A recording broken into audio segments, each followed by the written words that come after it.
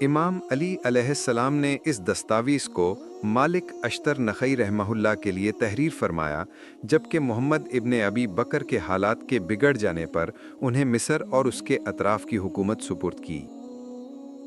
बिस्मिल्लाहिर्रहमानिर्रहीम। यह है वो फरमान जिस पर कारबंद रहने का हुक्म दिया है खुदा के बंदे अली अमीरुल मोमिनीन अलैहिस्सलाम ने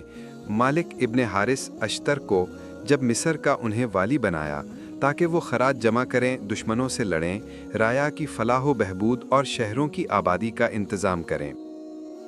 उन्हें हुक्म है कि वो अल्लाह का खौफ करें, उसकी इताअत को मुकद्दम समझें और जिन फ़राइज़ और सुनन का उसने अपनी किताब में हुक्म दिया है उनका इत्तिबा करें कि उन्हीं की पैरवी से सआदत और उन्हीं के ठुकराने और बर्बाद करने से बदबख्ती दामन गिर होती है।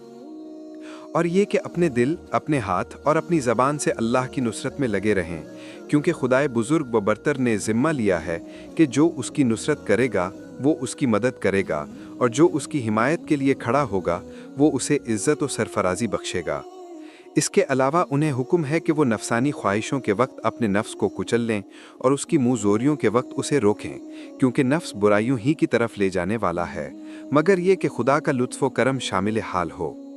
ऐ मालिक, इस बात को जाने रहो कि तुम्हें उन इलाकों की तरफ भेज रहा हूँ कि जहाँ तुमसे पहले आदिल और जालिम कई हुकूमतें गुजर चुकी हैं, और लोग तुम्हारे तर्ज अमल को उसी नज़र से देखेंगे जिस नज़र से तुम अपने अगले हुक्मरानों के तौर तरीके को देखते रहे हो, और तुम्हारे बारे में भी वही कहेंगे जो तुम उन हुक्मरानों के बारे में कहते हो। ये याद रखो कि खुदा के नेक बंदों का पता चलता है उसी नेक नामी से जो उन्हें बंदगाने इलाही में खुदा ने दे रखी है। लिहाजा हर ज़ख़ीरे से ज़्यादा पसंद तुम्हें नेक आमाल का ज़ख़ीरा होना चाहिए। तुम अपनी ख्वाहिशों पर काबू रखो और जो मशागिल तुम्हारे लिए हलाल नहीं है उनमें सर्फ करने से अपने नफ्स के साथ बुख्ल करो, क्योंकि नफ्स के साथ बुख्ल करना ही उसके हक़ को अदा करना है, चाहे वो खुद उसे पसंद करे या नापसंद। राया के लिए अपने दिल के अंदर रहम व राफत और लुत्फ़ व मोहब्बत को जगह दो। उनके लिए फाड़ खाने वाला दरिंदा न बन जाओ कि उन्हें निगल जाना गनीमत समझते हो। इसलिए कि राया में दो किस्म के लोग हैं, एक तो तुम्हारे दीनी भाई और दूसरे तुम्हारी जैसी मखलूक़ खुदा। उनसे लग़ज़िशें भी होंगी, ख़ताओं से भी उन्हें साबिक़ा पड़ेगा और उनके हाथों से जानबूझ के या भूले चूके से गलतियाँ भी होंगी। तुम उनसे इसी तरह अफ़्व दरगुज़र से काम लेना जिस तरह अल्लाह से अपने लिए अफ़्व दरगुज़र को पसंद करते हो,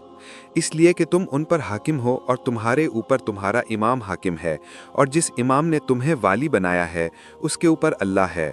और उसने तुमसे इन लोगों के मामलात की अंजाम दही चाही है और उनके ज़रिए तुम्हारी आजमाइश की है।